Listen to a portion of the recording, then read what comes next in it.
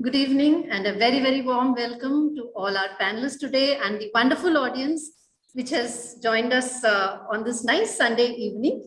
We're going to deliberate today on a very interesting topic, as we were just discussing, probably two ends of the paradigm: social media impact on handlooms influencing choices.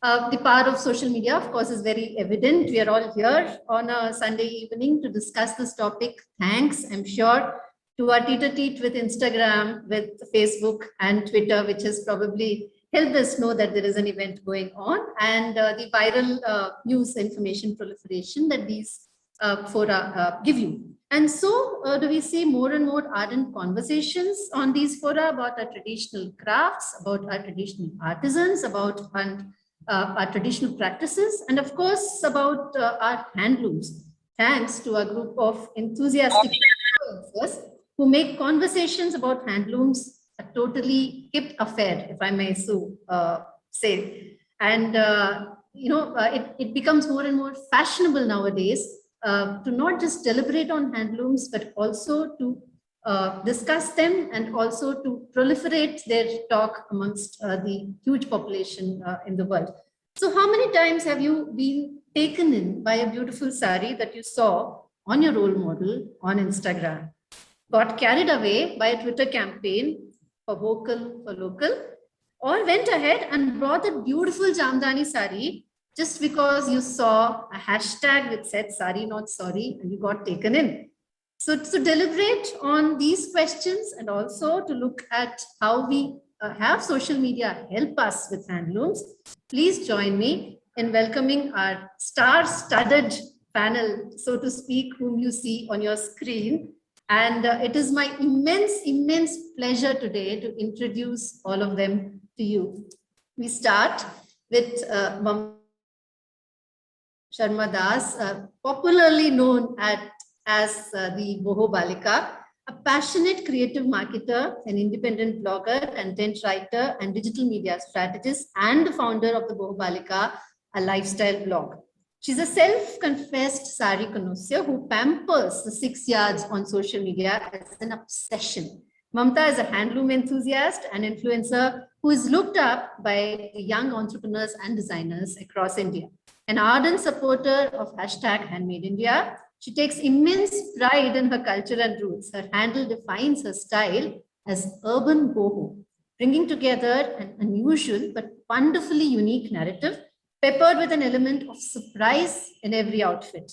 A graduate from Delhi University, postgraduate from IGNOU in Public Relations, Advertising and Applied Communication. I think the movement into the social media influencing space had been very, very seamless for you, Mamta. It's a passion for handlooms and beautifully captured visuals and vivacious styles that brings her to a panel today. Such a pleasure.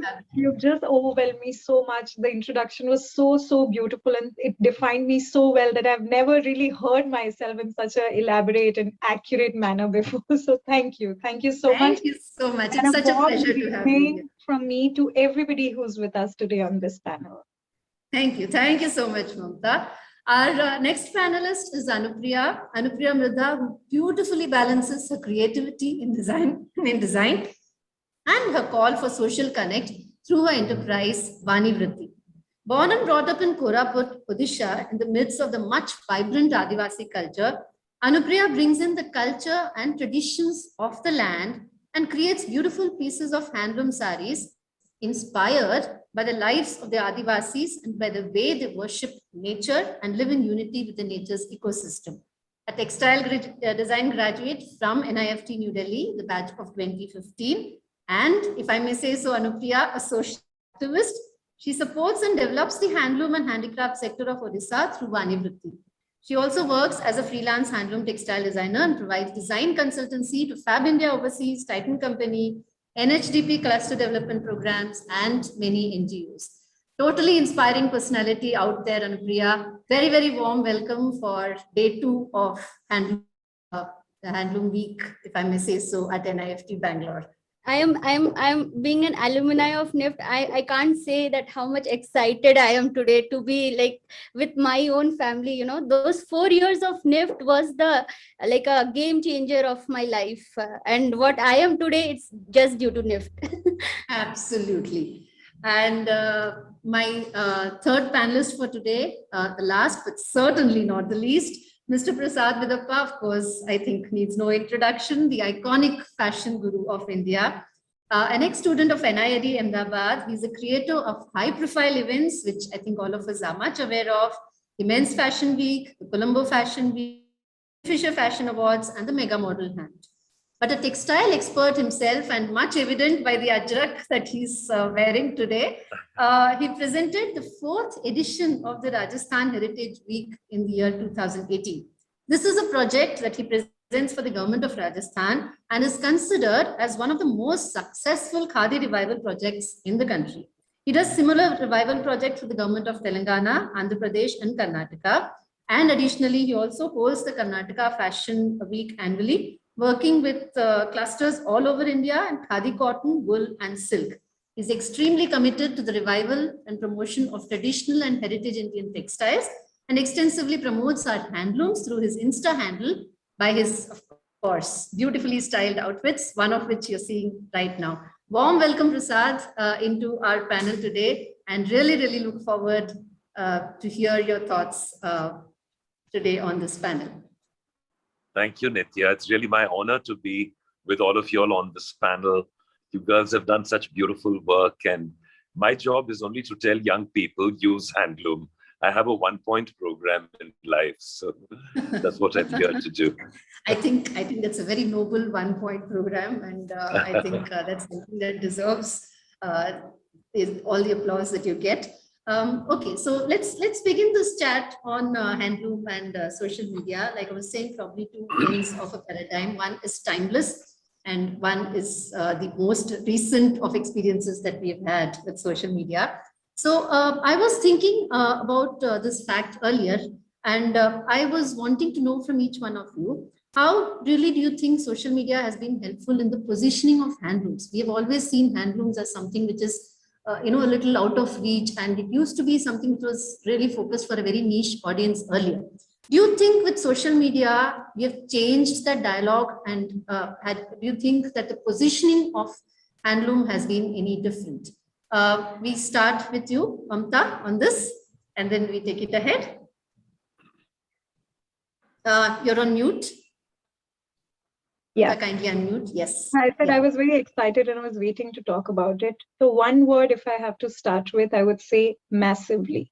Massively. And I've seen it with my own eyes. And I have witnessed on my own how it all transformed. And, only with the visual enticing pictures and, a lot of women getting... how do I say it? Like, they started seeking inspiration after a lot of facts started coming in picture, and then young businesses, all the young entrepreneurs and designers who were joining social media, I would say, not just specifically Instagram. So I think people started really getting a platform to showcase their love, their passion, and just because it was so visual, I think we all have a lot of visual impact on us whenever we see something. So social media altogether, I think, has brought with itself a huge reform, a revolution, where people started seeing women of all age group, embrace the 6 yards more elegantly and very passionately, and they started talking about it. So not just, I think, with a business and a promotional point of view, a lot of awareness also has come in picture.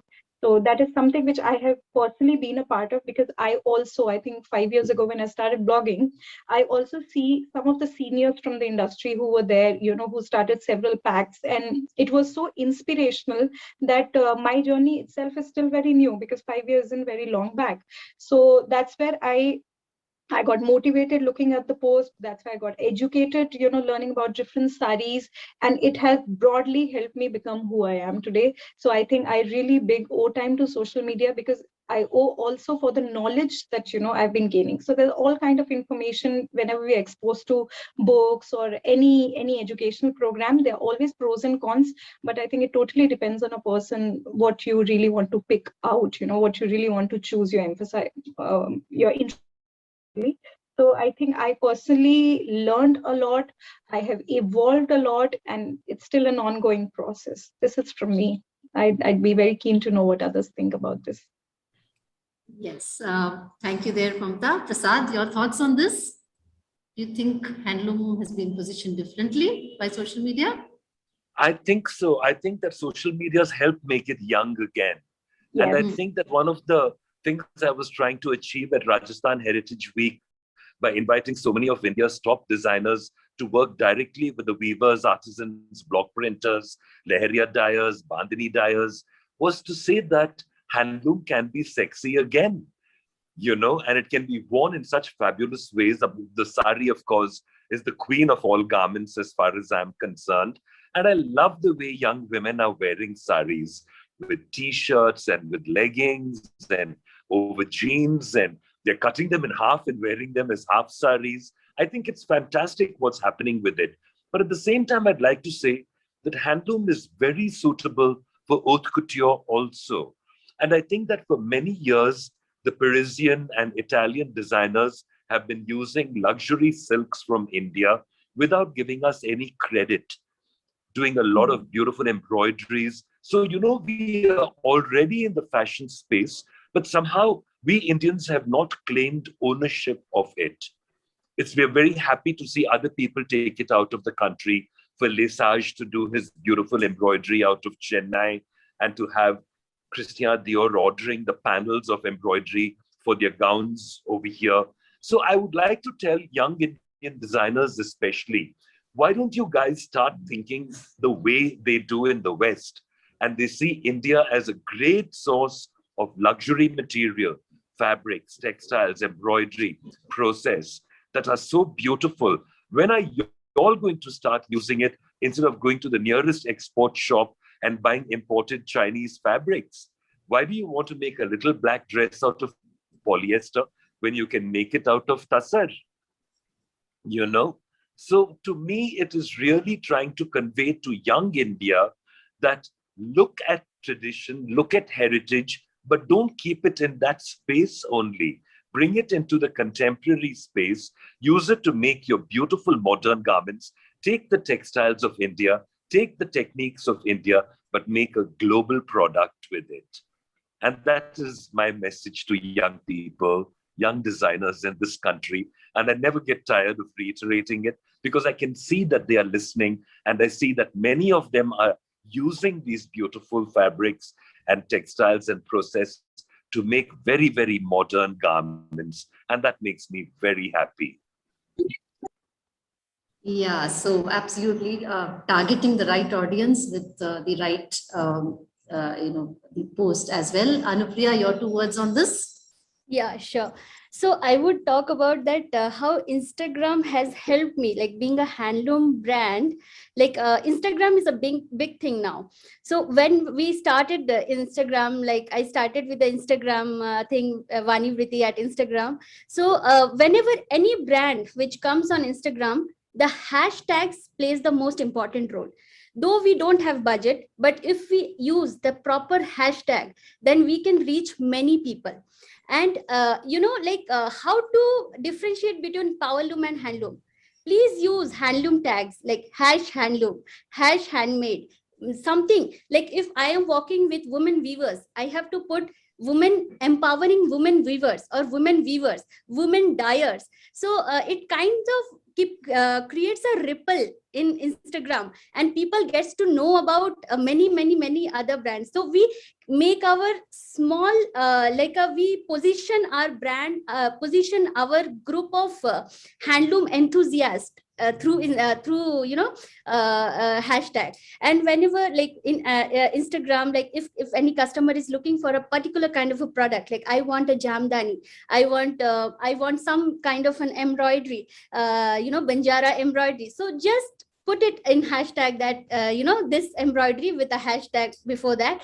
And Instagram provides you a lot of information about it. And maybe sometimes if you search a little in a very intelligent way, or check out more brands and more maybe the weavers and all, you will definitely get a proper true source of your handloom. So like hashtag has the effect of social media influencing handloom influencing social media, both. I am so happy you brought this up, Anupriya, because this was something that has always intrigued me, and the power of the hashtag, or the game of hashtag, so to speak. So, Mamta, do you have anything to share with us on this whole power of hashtag marketing on social media? How has it helped you? Has it helped you reach a larger audience? Has it helped you position things differently? Any instances? I think I would completely agree with Anupriya here that it is that easiest way that interlinks you to the defined subject or a defined topic that you're looking up to on internet, and it does not. I think anything, like if you're interested in arts or whatever, but handloom in particular, the nicest impact that I've seen it with my own eyes was first Handmade in India, because I think it was a super hit hashtag in India when it started. Vocal for Local was another one that I've seen it. And then I also keep experimenting with a lot of little campaigns over, time and again, to see, and these are basically also to see the impact, to see what the discourse looks like, and how it all works, because as I said, that for me also it's a constant source of study.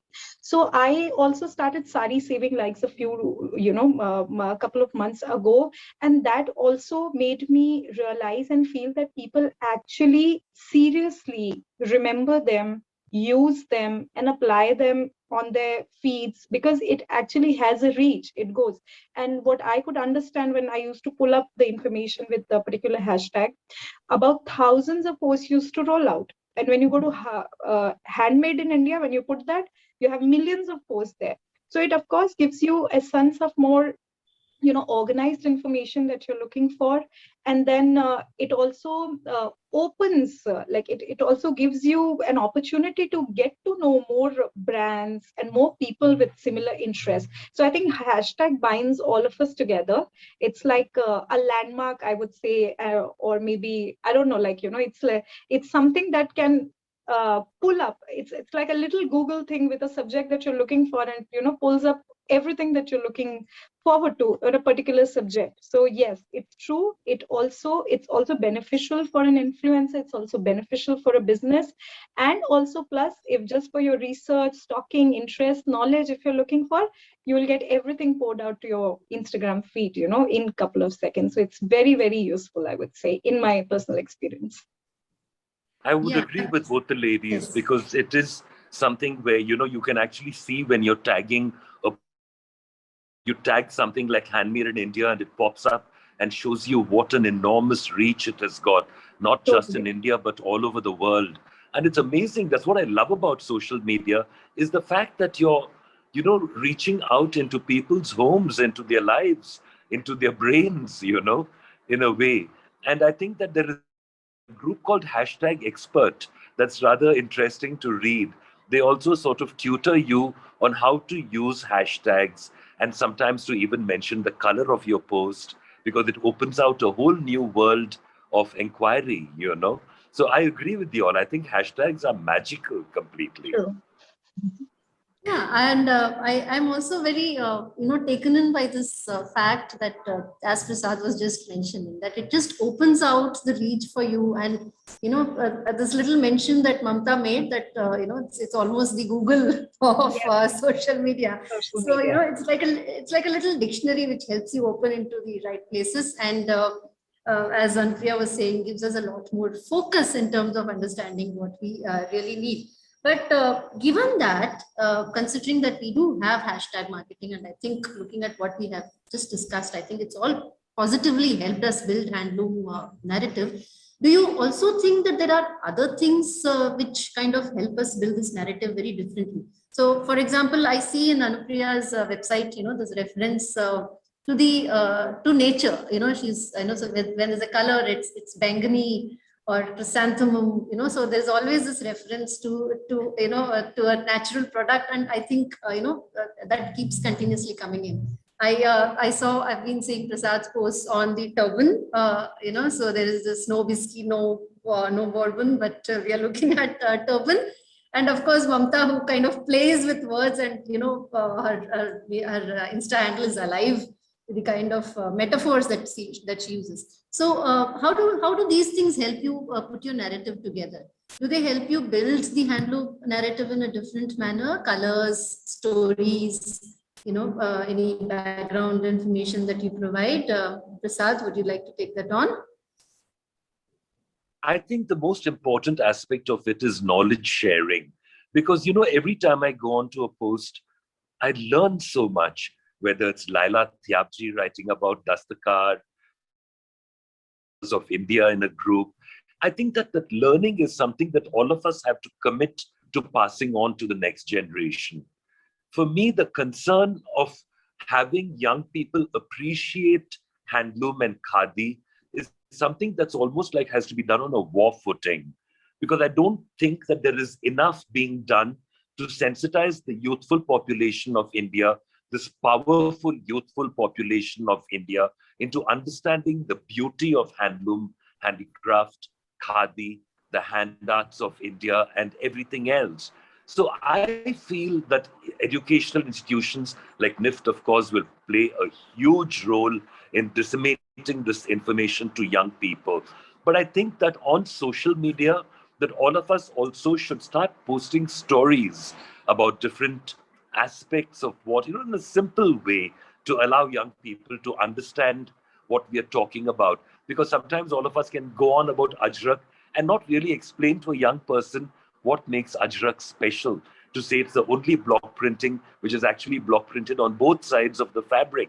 And sometimes it's that narrative that we need to put into words, to put into film, to put into practice, and communicate it to young people.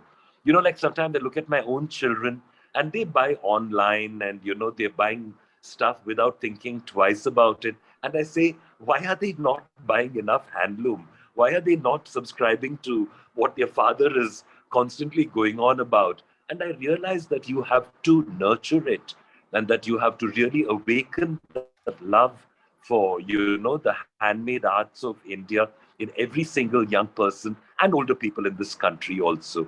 So for me, social media is an educational tool that I think we must use a lot more. Yes, Anupriya, your thoughts on this? How do you think the narrative and the storytelling helps? Right. So first thing is, like, through narratives, like, we can give, like, everything, like in this fashion world or anything, everything is interconnected. Like, nature is interconnected to my designs are interconnected to my weavers, like dyers, and then the market, then my customers, so when I link this, so it is very, very easy to explain my customer that what it goes to make one design.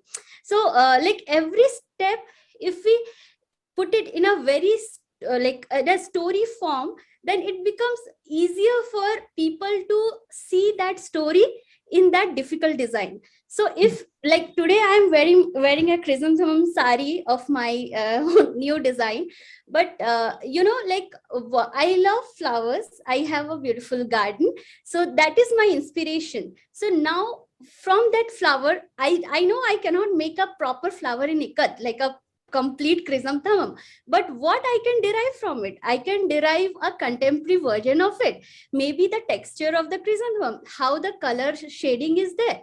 So and if that way I have done my design and I explain to my customer, like, this is what like I felt when I was designing this, and so they immediately catch it. Oh, really? oh really, it is done like that, and they get excited about it. So definitely nature is something which we all love. So when we associate things with nature, people get to understand it very easily. And second thing about stories, I'll talk about I'll give you a little, like a small example. I've been working with the Ikat cluster of Odisha, that is Sambalpur. So when we talk about weavers, so when we talk about, okay, he has weaved my sari, this weaver, we gratitude this weaver, like that we say. But actually a weaver is not the single person.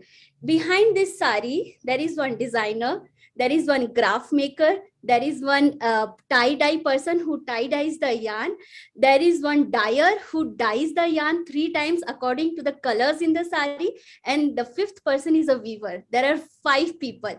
But now the world doesn't know those 5 people. The world knows the weaver. But how can we interlink those people, so that we, like, in my brand, how I can make every people feel that they are important. A dyer is important to me, a graph maker is important to me. Definitely I can make them, but through stories. If I make a story, write about them, what is their specialty. Maybe they are only doing the tie-dye work, but there is their specialty. And if I write about them and I talk about them, then people respect their work.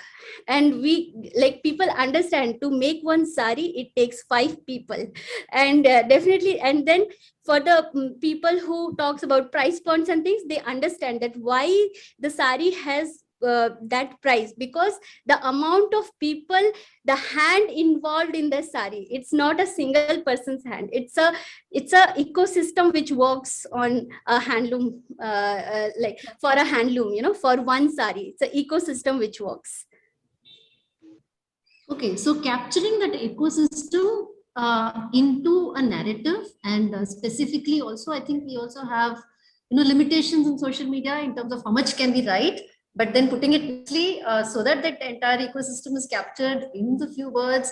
So Mamta, your take on this, how have you handled this? As an influencer, how do you think you can do that narrative?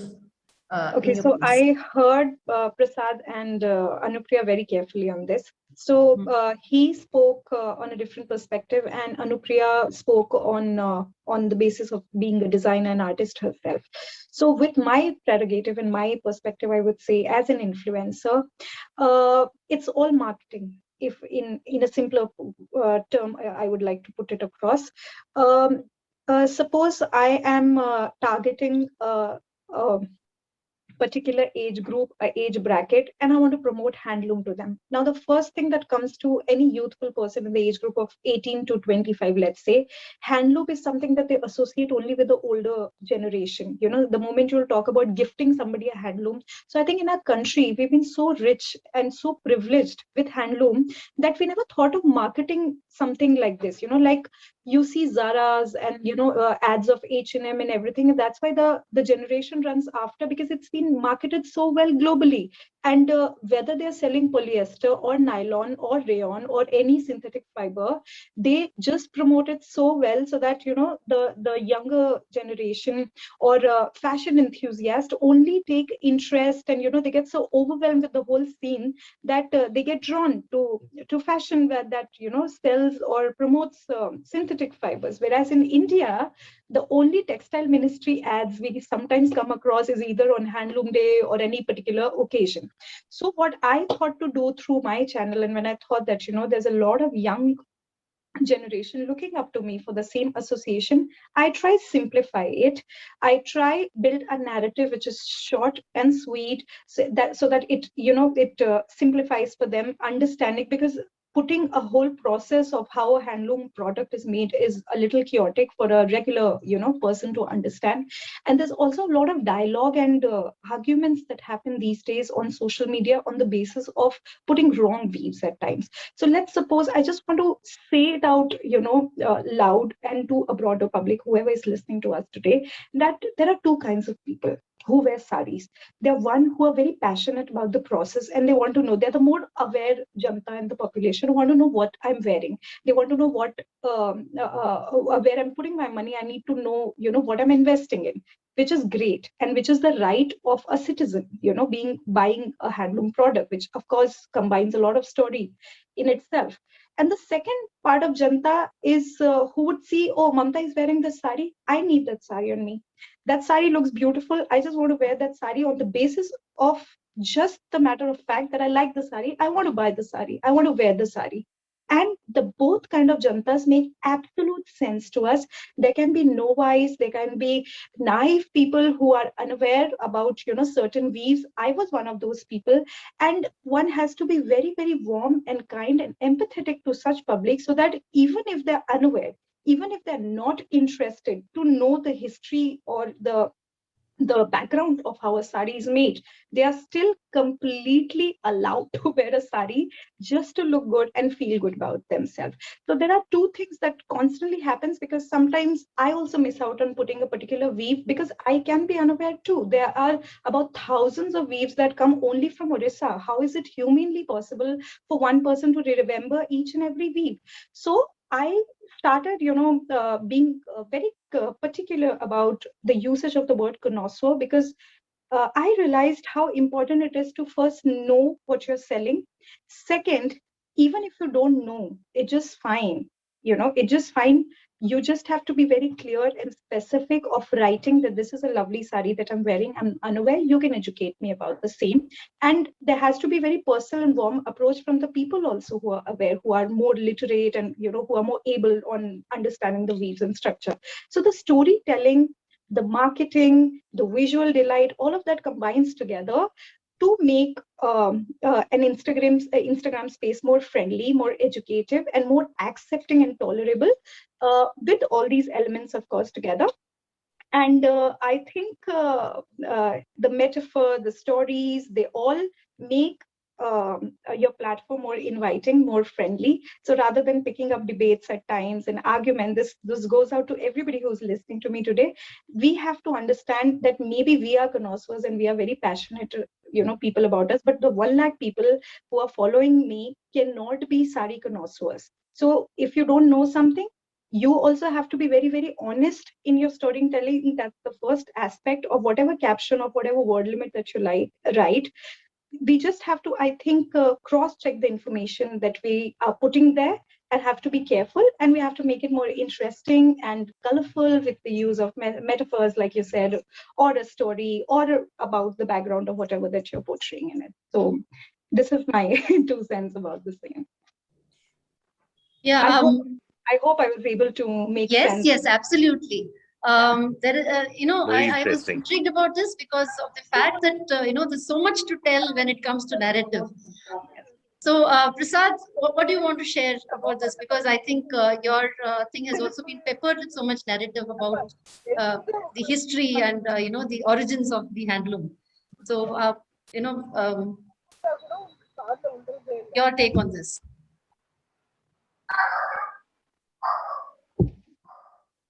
I'm sorry. Is that question for me? Yes. Okay. I found it very interesting what Anu was saying about 5 people being involved in the making of the sari. And I found that when in Rajasthan we were showcasing collections, we kept different slots for weavers, for dyers, for printers. So we wanted them to attain the same status as a designer. Sorry? Yeah, go on. We were very keen that they also be treated the same way that designers are treated, to be given the same respect, to be given the same bhav, so to speak. Because, very often you do find certain designers. Somebody's mic is on. It's.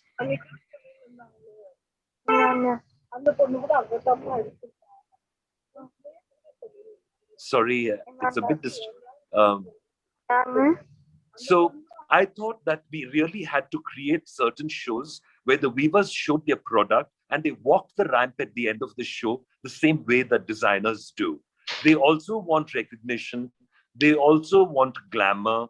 They also want to be part of this new India, this process of Instagram and Facebook, and they're being famous for 15 minutes or whatever length of time. And I think it's very important that we treat them the same way we do designers. That's very, very important.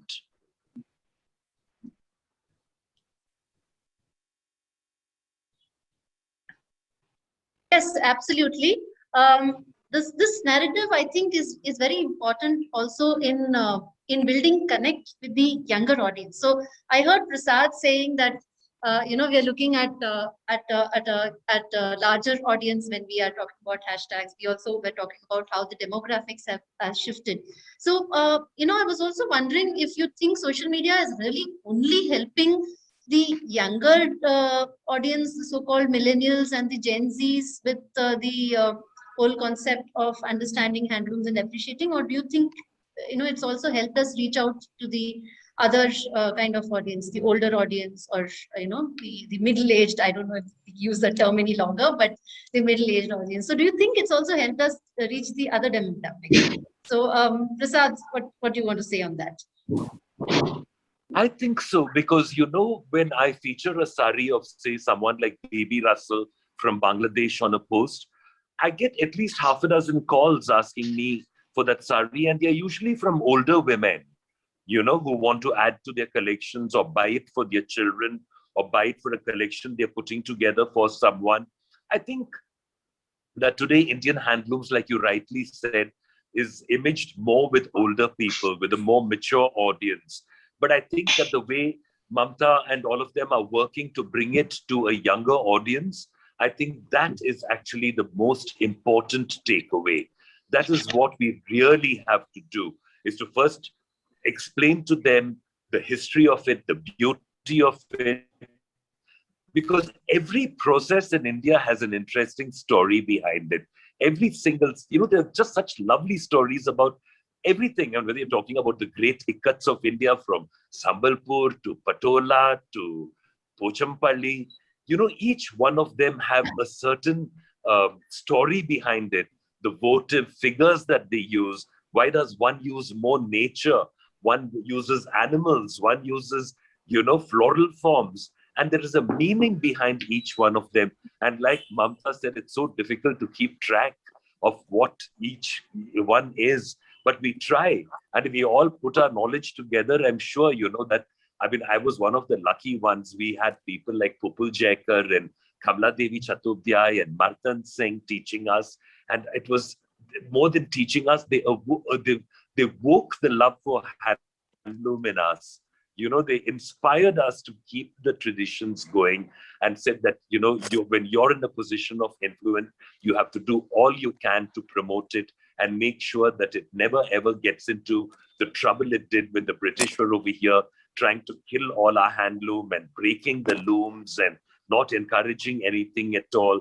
And then independence happens, and Nehru charged these wonderful ladies, Pupul and Kamla Devi and all of them with sort of recreating and sort of, bringing back the beauty of the Indian tradition. And I must say that Indira Gandhi was quite wonderful with that. She also had a collection of beautiful saris that recently, with Malvika Singh in Delhi and Pavitra from Bangalore, we recreated about 35 of those beautiful saris in 8 new colorways. So I think that, we have to keep creating. It doesn't matter really at the end of the day whether it is a younger person or an older person buying it, because I see young designers like Geeta Patil, like she would wear colors that most probably you associate with older women. But then she'll combine it with a beautiful t-shirt. She'll put some really lovely funky jewelry on it. She'll wear it really short.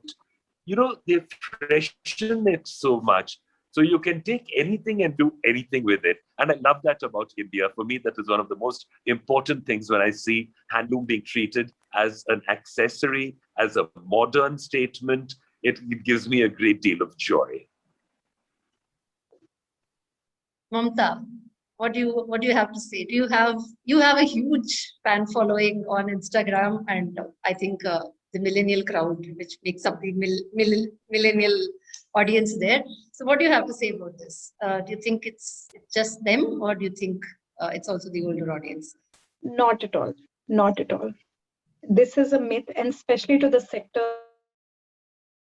that I write for, or the kind of audience I have, I think I have a mixed crowd, and I could see my statistics and figure that out. And why I would say, like, music has a genre, and all age groups, no matter what age you're in, you enjoy music. The same goes with handloom. I think we've come far at a stage where handloom is now being, has garnered a lot of love, and a lot of young crowd has started expressing their love in embracing our culture and roots. And thanks to first the elderly people who have been posting pictures and creating awareness about it. It did not come from the youth. It came from that age group of, women in the age bracket 40s or 50s who started being very vocal about it. Like Sir said, Laila ji has been, putting up a lot of information. And then Anju, who started 100 Sari Pact, it was like a huge storm on internet that started the trend of wearing the sari. So I've seen a pattern that it comes from a little knowledge, or older in age, I would say, who have already realized how important it is to imbibe that, that love for our culture and our roots. And that's how I also started picking it.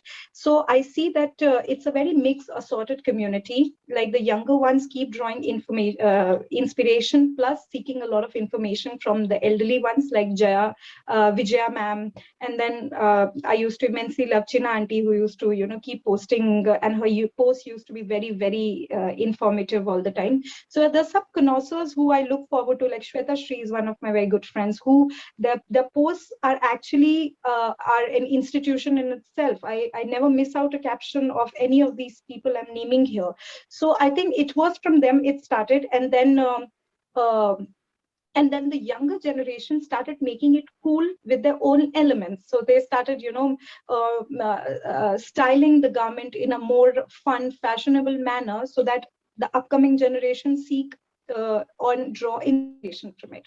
So I think it's a chain, and it's a beautiful chain which has already built, and it's in continuation. It's still in motion, and we are a part of it. And I think age is just a myth. I think just like arts and music or any creative passion that we pursue, handloom industry also has a huge fan base where age is just a number. Absolutely. I think hashtag Yes. age does not matter is Totally, what totally is does the not. takeaway out here. It does not. Yes. I'd like to add Yes. something to what Mamta was saying. Yes. It gives me a great deal of pleasure to watch the brides of India these days. A bride normally has about 4 or 5 ensembles that she needs, and at least 2 or 3 of them she goes to designers like Sabyasachi, or to Tarun Tehliani, or to Rohit Bal, or to whoever, who sometimes look into the heritage aspect and do something traditional. But one garment is always reserved for the sari, a traditional, beautiful sari. Even Deepika Padukone, when she got married, wore the most beautiful Banaras sari.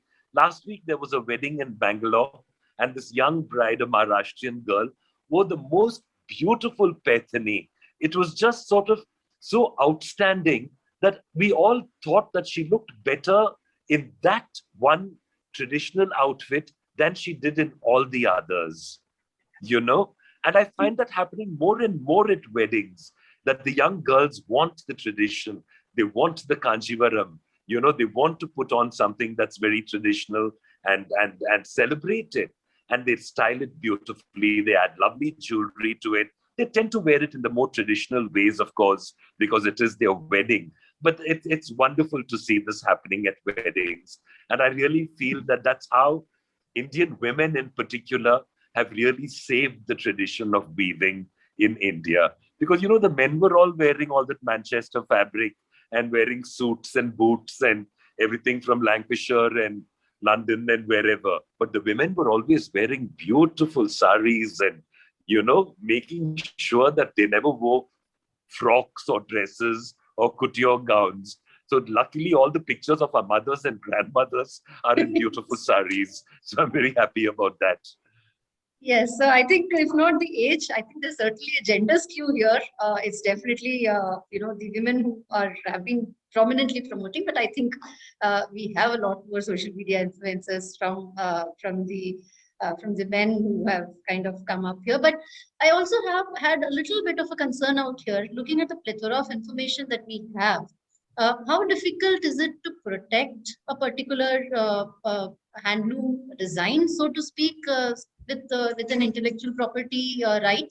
Because of the free availability of information. So you have young designers, you have them on social media, you have them seeing each other's work. So how important is it? How important is IP in this scenario?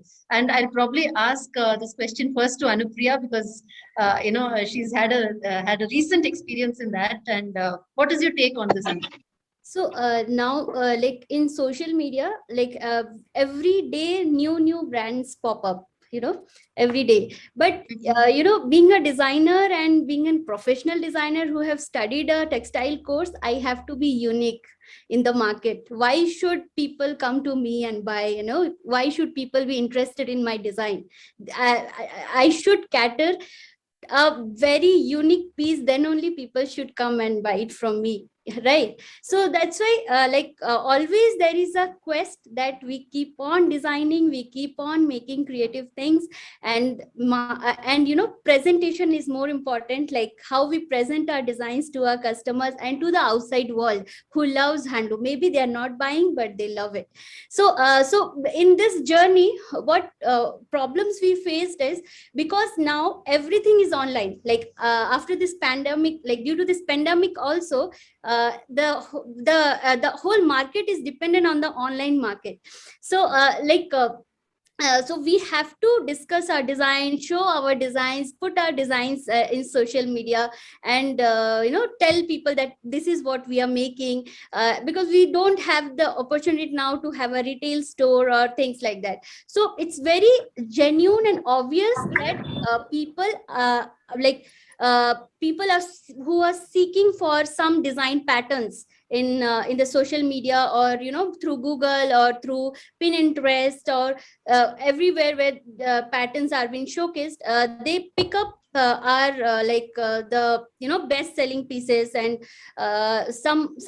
something which is very new to the market and it has not been done yet, and then it gets replicated into numbers, because it reaches many weavers and things. Because like weaving is always an unorganized sector. We don't have a factory, or we don't have everything in one rooftop, in one roof. So my weavers are scattered in different villages and different homes. Not they're walking from the vicinity of their home. So it's very obvious that they like middlemen who are there in the villages or the same place, they daily they give rounds that which weaver is doing what, and then things get copied from there. So what happened is like that, it not only affects my emotional and mentally I am getting demotivated, but also it is affecting my weavers, because we have a scheme in. I always try that I would teach a weaver who is doing a very plain sari, how can I upgrade his skill to make something complicated? So when I am working on it, it is not a one-day process. It is a months and months process. When we talk about design is not a one-day process, especially in handloom. It's not a one-day process. It's a months and months process. It includes a lot of money. It includes a lot of labor. And in when we work with weavers, we talk about wages. So every day goes with a wage of a weaver. So to get one new design, there is lot of things goes around, from wages of the weaver to investment of the company, and to my creative ideas and making into a final piece. And sometimes the initial pieces which we made, those pieces goes to rejection, because those are not the perfect pieces, because it is something which is done by hand. So that way, when something gets copied, definitely it's a huge loss for us, for our viewers, and also sometimes it stresses our mind. And so that's why IP protection is very important in any creative field. IP protection is very important. Either you go for copyrights or you can do design registration. That's how, like, you can protect your design, and whichever you feel that is very close to your heart. I know every design is not possible, and after some time, even weavers have the opportunity that they should can take our design and sell it. I mean, it is very, I mean, if it is helping someone, I'm happy. You know, give one of a very beautiful experience of mine. I think Mamta know about my lotus parrot design. There was one design which was inspired from the lotus and parrots, and it was been framed in a very jal form, like a lotus is there and the parrot is there, and it is not just scattered, but it is in a jal form. So now during pandemic, this design got copied a lot, not during pandemic, I think before that. So when this December, when I went to a weaver's village, and I met a new weaver, he told me that, ma'am, for this design I could sustain during the pandemic, because I had only sold this design to everyone. This design was so demanding. So I mean, at the end, I know it would be copied, and I should be prepared for it. But for a certain period of time, we should protect our designs so that our weavers, our communities are protected. You know, they are not not being like they are not being demotivated. That's what. Yeah, so Mamta, again, looking at what probably you'll also see on social media. I mean, I see the Boho Balika. I see already. I see there is a Boho Balika again on online. So, how do you think protecting your name, your domain? How much do you think is important, especially with the proliferation of social media? So I might sound very weird here, but then I normally do not have a reaction because I empathize with the weavers. Okay, I try be very understanding to them, and there are a lot of chanderis and Ajraks pages already in there, because Instagram is not just limited to us anymore. I think there are a lot of direct weavers who are trying to make their page because they're educating their children, they're going to school, and I think everybody in India nowadays have a smartphone. They do not understand legitimacy, laws and rules, and IP protection and things like that. So they find it easier. Like they see somebody with a design, they're wearing a sari, they want to just crop your face. And a lot of people keep sending me. I think my photo in a Chanderi sari or an is on millions of pages. They ask me also for a tag at times. Imagine the audacity sometimes. So they would ask me that, can we tag you on the picture by using my picture for some other business that I've shot?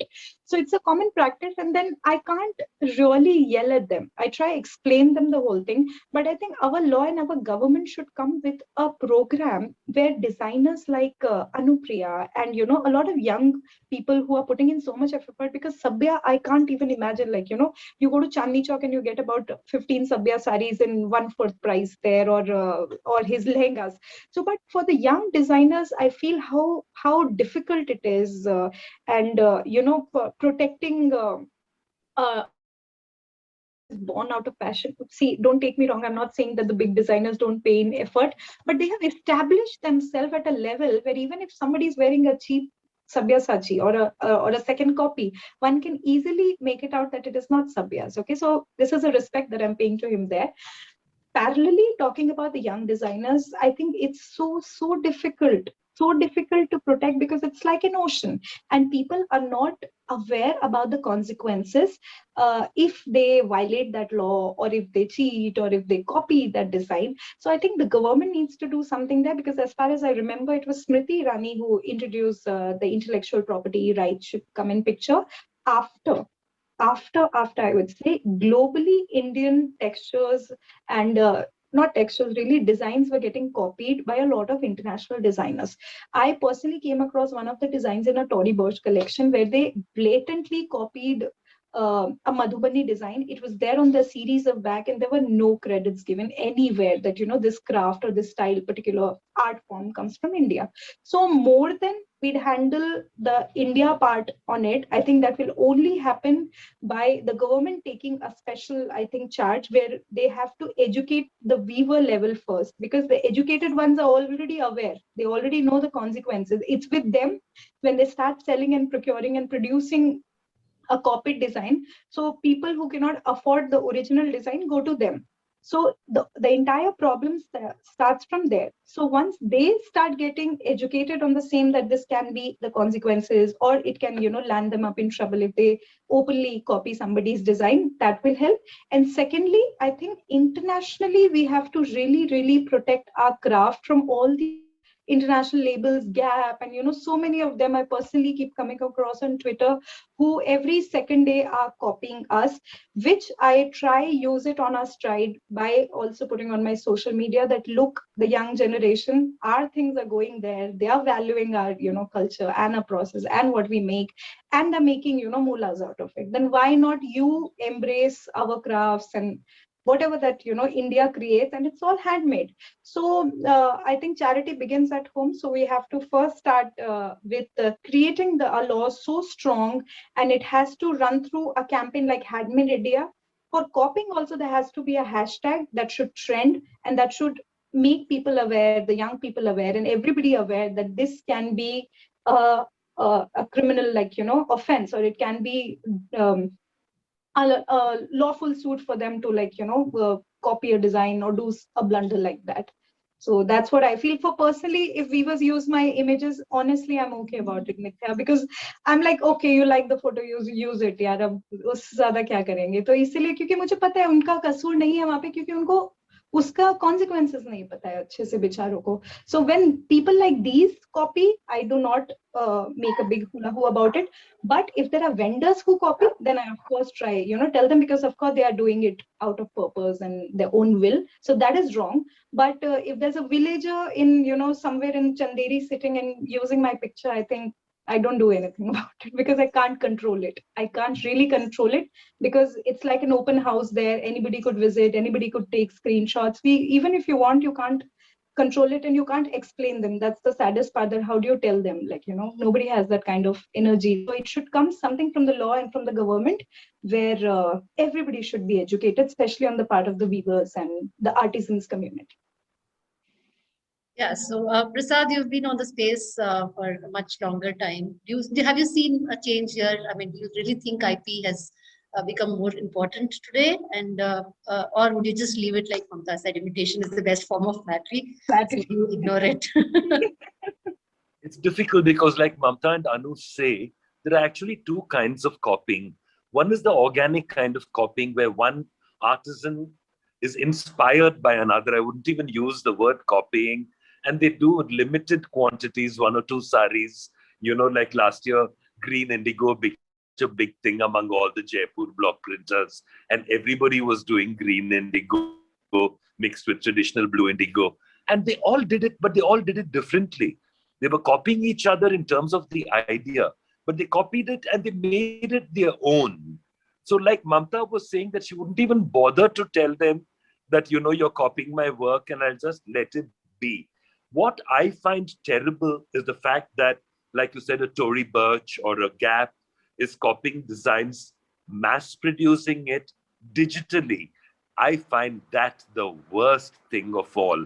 One of the biggest mass market brands in India, with a great presence in all the malls across India. I will not take names, but Archana Shah, the designer from Bandej, and I were wandering around the mall one day. We are both classmates. And we looked into the shop, and Archana said, my God, they've got kalamkari, they've got tie and dye, they've got just about everything going. And it took us a few minutes to realize that everything had been digitally copied. And both of us, Archana is an absolute expert. Me, not so much, but I can recognize a lot of it. But she really knows what she's talking about. And we realized that even tie and dye had been digitally reproduced by these people. When you saw garment after garment with even tones and the same kind of tie and dye pattern on each blouse, you realize that this was digital printing at, copying and ripping off the work of such beautiful artisans from all over the country. That is so totally wrong. And now Smriti Irani now is out of the textile ministry. So I don't know whether she'll be able to follow up and do what she had started to do. But I remember that Ritu Kumar had a huge problem with copyright. And I think that she took the matter to court, and she even won the case. but it's very, very difficult to keep track of what is happening in the market. I think it's easier to go after the big guys who are copying you instead of the small guys. Correct. Absolutely. I think that's an agreement out there. So I have just time to squeeze in one small question before we open the house for questions from the audience. And that is, that's a little thing that I would like to pick up from the topic for today, which is influencing choices. So do you think for handlooms, the availability of social media has helped people make choice? Or do you think we've got stuck in a paradox of choice situation where there has been too much information and probably it doesn't help people make choices so easily? So a very, very quick take on this before I open the house for questions here, starting with you, Mamta, and then moving on. Choice or paradox of choices? Again, I think it's a very personal. I would just pick that, I usually go by choices. If I have to say about, I would start with the same. So of course, it has almost become like a warfare sometimes, I feel, because there's too much information now in names of weaves and looms, and there's a lot of moral policing also that goes in these days. But like I started with the first question that we started off, we have to really give people a buffer and some, choice to decide what are they, whatever information that they're posting, or maybe they're wearing a handloom or they're wearing a power loom or whatsoever. Now we need to legit understand that power loom is also an industry. It is also being held by weavers who are not making money, and now thus they want to make more money are getting into power loom. Okay, so we need to empower, we need to, it's an entire chain. See, everything is interlinked, like Anupriya has also said somewhere. So it all intertwined together. They do not get their wages paid on time. We do not have an action control for them at the time of crisis. So we were started shifting to power loom. Many of their children has lost the art for the craft because they have been without enough opportunities. Now linking the social media aspect to it, so there's a lot of fight that goes on. Power loom sari, I don't realize it, and it is so fine at times that I understand it's a tough call for most of us, and nobody are experts on textiles here. So somebody would attack you with the information. So these days we have started becoming more fearful of putting in information, which is wrong. It should not come in anybody for that matter, not me. It should be a very favorable, fun place to be. It's not an institution. It's not a app for a college or something where you have to put only things that make sense. So we are all learning somewhere, and Instagram is a platform that belongs to everybody. Maybe, there's somebody who does not know anything about social media or clothes for that matter. They have to give people that space to evolve, to understand, to teach them also. And even if you don't want to teach them, don't attack them. You have to welcome new people who are coming in and make it a more acceptable and a tolerable space, so that new people should feel more lively when they're joining, rather than, feeling or getting the fear of being counseled on, ye saadi aapne galat pehni hai, ye aapne ye nahi pehna hai types karke. So I think मेरे हिसाब से मैं चाहूंगी तो मैं ज्यादा choices को ही preference दूंगी अपनी, because I know what I want to choose when I go to social media, whether it is choice of my clothes or my words or my expression or my mood whatsoever. I mean, I hope it made sense there, if that was the question. Yes, it was, and I think very well encapsulated there. Anupriya, your quick take on this. Do you think social media is helpful to make choices, or do you think it's... Can't hear you properly. Yeah, it's audible, right? Yes, we can hear you. Go on. Okay. So I feel like the good thing is, on social media, you can put a lot of information, you can put the process, you can put pictures, but it's totally depends on the customer what to pick and what not to pick. And basically, we are not forcing anyone. We shouldn't force anyone. It's your choice. That is like, it's like a book now. Like whatever you want to grab, you want to grab. If you want to have experts advice, then you can directly directly message us and talk with us. And if you want to, like, it's fine that whatever we have put, the information is fine for you, and you want to go forward with that, you can go forward with that. Like, it's a very friendly atmosphere. And nowadays, whenever we go anywhere, we ask, like, who made my clothes, how it is made, what material is there, and it is very obvious and genuine, and it's the right of every customer. And so I think that's a very good thing, that we should put information, and it should keep it free flowing for people to understand what they want to. And if they want expert advice, they can directly message us. Yeah, absolutely. Prasad, your quick take on this. Social I media. think it's Yeah. I just kind of agree with you all, because it's like I said, everything has a beautiful backstory, and sometimes it's lovely to tell that story. And if it's giving away information, then so be it, because at the end of the day, we're all fighting the same battle. We're fighting the same war, and we need to let the product, to let the craft, the art go forward in spite of prejudices, or in spite of personality clashes, or in spite of anything. I think the craft is more important than anything else. Right. And that's why I believe that I will tell the story. Like, even when we do a certain kind of a promotion, and then someone wants to copy it, and I said, by all means, copy it. I'm confident that I can do it in my way, that I will do a good job of it in my way, and they're welcome to do a good job of it in their way. So I'm quite happy to let them copy my ideas, or fly with some kind of an idea I've had about something. But in terms of social media, is really about sharing, isn't it? I think that's the whole point of social media.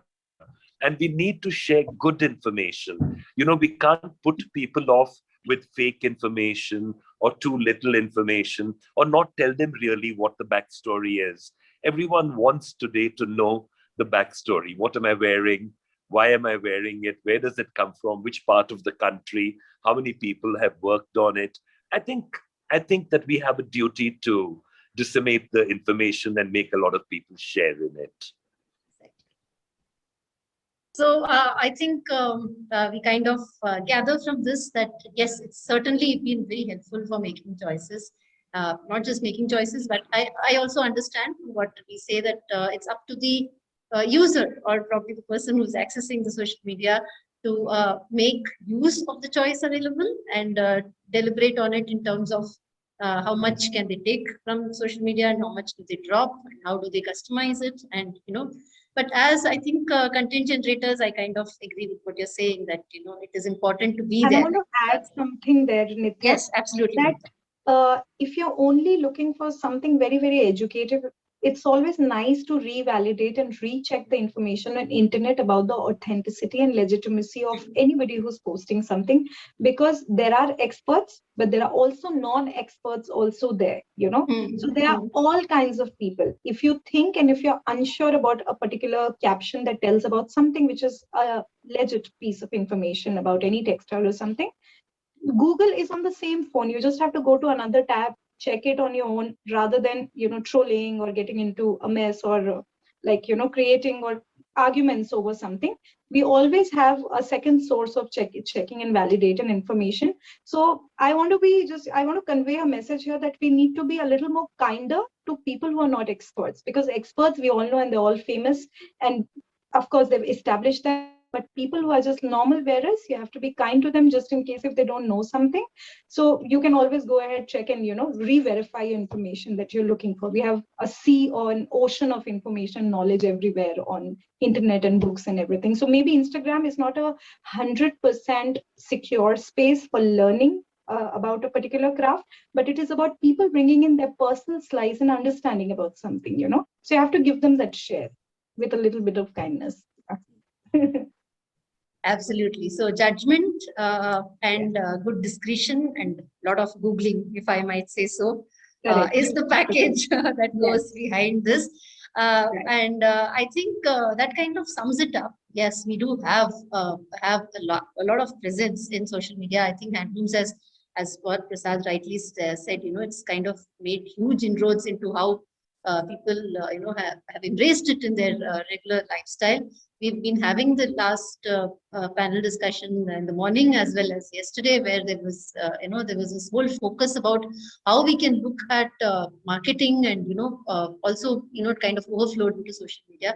I think we are in agreement out there that, it probably is a great platform, and it's brought in a lot of not just the enthusiasts, but also the others who probably slowly converge and become the enthusiasts. I think it's a powerful tool as far as dissemination of information, and I think also getting people hooked on to the handloom mania is. And we owe it to influencers like you, who probably have been bringing the handloom across to everyone's screen, and making it look so trendy, look so hip, look so fashionable. So on that note, I would like to open the forum for any questions from the audience. Anyone who wants to ask anything to our esteemed panelist might type it on the chat box, or if you want, you might just put up your hand, and we will have a quick question answer session. We do have a question already. How can we reach more audience with our designs and post on Instagram other than hashtags? This is from Elora. And yes, Mamta, would you like to take that on? Other than hashtag, I would suggest interaction. Interact with a lot of people on the similar interests and business line, and influencers who particularly work on specific business that you're looking forward to promote. So I think interaction is very important, and with interaction, not just likes, I think dropping comments and building up a few friendships and relationships over internet, over similar interests, I think that really helps. So that's why we always emphasize on building a tribe and community together, not a business. So they're all people ultimately. For business also, they behind a business, there's also people behind an artist. Art also, there is an artist. So it's all people that ultimately it comes up to. So I think people interaction helps, and do more lives. I think live and reels is a very happening thing these days. So I think that helps. Okay, so reach out. Anupriya, your take on this? You've worked so extensively with artisans, and how do you really I agree with Mamta in terms of social media. Definitely, Mamta says that like it's you should have to be very interactive. Like you should have lots of time. Yeah. I don't have much time, so at that I have to work on it, Mamta. I'm surely I was listening very careful to you, and I have to work on it. Interaction with more people.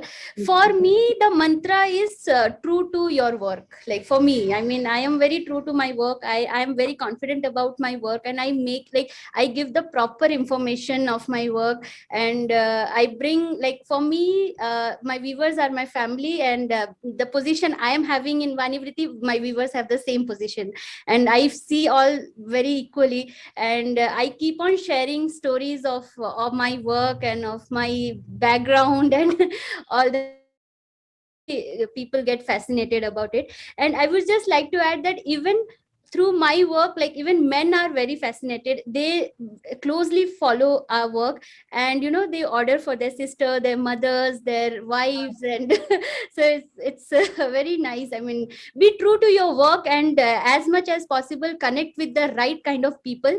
And It does. I think authenticity and transparency about what you're creating. So that really helps, I think. Yes. Exactly. Yeah, Prasad, your thoughts on this? You're on mute. I think that styling would be a very important tool also. Like for example, you've designed a beautiful sari. You could show 4 different ways of wearing it, and also teach lessons like never wear the same choli with the same sari twice in a row. Always keep mixing and matching and changing things around. I think the way you style things as a designer is a very important lesson for your customer to learn, which is why I find that some designers are actually very good stylists. They can take something very ordinary, the way they drape a dupatta, the way they drape a palla, and they can make it completely beautiful. So styling is a very good way of increasing the value of your work, I think. I think that's the style guru who spoke on this. Who else can kind of bring this to the forum better than this? I have a very interesting question on the chat box here. So it says, how do we try and speak the same message of handloom and indigenous crafts and not get bracketed into a stereotypical notion of such brands or organizations? So how do we break the stereotype? Anybody who wants to take it on? Can you elaborate this? I mean, I wasn't really able to understand. Yeah, so how basically is the question is, when we're talking about handloom and indigenous crafts, how do we do it without getting into this stereotypical notion of such brands and organizations? So is there a stereotype? And if there is, how do we break it? I don't think there is, personally, I feel, but I'd be very open to take a view of Prasad and Anupriya on this, and I'd further add something. I think know, I mean, when you say stereotypical view, I suppose handloom, heritage, tradition, all comes under a certain stereotype. You immediately think of grandma or mama, Okay, yes. or, an older lady wearing it. Maybe that's the stereotype in your head. But the fact remains that it has become much younger. That today I'm looking at Ritu Kumar, a designer in her 70s, dressing young teenage girls in beautiful Sanganer block prints, So the narrative is changing. The stories are changing. The customer is changing. So maybe we have to keep the stereotype as the foundation to show where it all began. But like a tree growing and the branches going in different directions, you look at the product evolving, mutating, changing, and becoming something different. And then it is no longer stereotypical. Would that make sense to anyone? Absolutely. Like young people, young customers, they know what they want, Yeah. Sometimes I get some advice, or they will just ask me to customize, you make this for me, you make that for me. And this is a learning process for us. Like, we learn from the seniors, from the middle-aged, and also from the young. There is no stereotypes. Yeah. There is no stereotype. You're very right, because I think that all of us need to listen to young people and younger opinions, because I feel in our own mind, and not get stuck in the stereotype, not get stuck in doing something the same old way. So I love youthful inputs. I think they're wonderful. Yeah. Okay, so I think as we evolve, I think world evolves with us, and that's how we also And we've break already the come a stereotypes. long way. There are a lot of questions, and on how what advice would you probably give to young entrepreneurs for using social media effectively? So what is the advice that you would give for a young entrepreneur who probably wants to dabble in handloom in terms of how to use social media? Anupriya, I'll start you with this, and then like, we have almost summed up a lot about like what we can do, to have a presence in social media. Like, first we talk about hashtag, then we talked about storytelling, and then giving equal respect to our employees and showcasing their stories, and that, and true to your craft, styling. I think we have covered everything. I mean, who wants to take something? I mean, we have a lot of conversation about all the thing the question is all about. Yes. Any piece of advice there, Mamta, by you for budding entrepreneurs to use social media? I think if creativity is a very important factor in there, and creativity not in terms with the design, you have to think about a very fresh approach when you're marketing yourself on internet. There has to be something new that you have to offer to the audience, and then only the audience get hooked. And it's already a huge sea and huge market out there. So first, think over creativity, then quality, and then authenticity of the entire thing together. So I think this is what I would like to give as the first piece of information.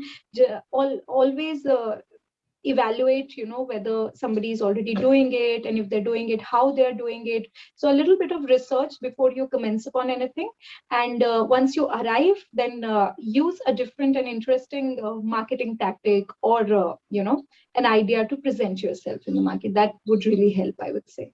I would add one point to it. Like we shouldn't, when we come to the social media now, everything is open. So whoever wants to like put a brand, or being be a entrepreneur, try not to copy, try something with some own idea. Yes, that's what I said. And authenticity. Take inspiration from, there are so many brands. Take inspiration, but do not copy the exact thing what they. If you start following someone, closing your eyes, then you won't be successful. Do what you like and do it on your, like, in your way. I would say. I think underlying the authenticity part of it, we are completely running out of time. I still see hands up and a lot of questions on the chat box. I know that it's a very, very, very interesting panel out there, and a very enthusiastic audience which is asking the questions. But unfortunately, I have to close because we've completely run out of time. But please do feel free to write in your questions. I think it will be good if the panelists can share their contact information probably on the chat box, so that people who could not ask the questions today get a chance to interact with you. I mean, there's a whole lot of it. I think if I read, I'll probably run through one more discussion. So unfortunately, I'll have to let them speak to you directly. But I think it's been a very, very enlightening evening. We've had a very, very interesting discussion with three more most inspiring people when we look at how social media has been for Handloom. And like I said, it's not an easy job, but I think it's something that has been done so well. And it's such a heartening experience to see the amount of followers you have who actually make that paradigm shift and move on to embrace and as their everyday outlook. So it's been such a pleasure having you all with us today, and on behalf of everyone at NIFT Bangalore, I take this opportunity to give you a very thank you for being with us today, and thanks to also our beloved director ma'am for having put together this entire discussion, and even germinating the idea of having the social media influence on handlooms. She's a connoisseur herself on handlooms, and she aces it as far as social media is concerned. So I think it's her brainchild where she's put this thought together. I'm so happy that she brought this dialogue up ahead. Thank you so much, Susan ma'am, for bringing this, giving us this opportunity to have this talk today, and have this lovely interaction. I would like to also thank the entire audience for being with us today.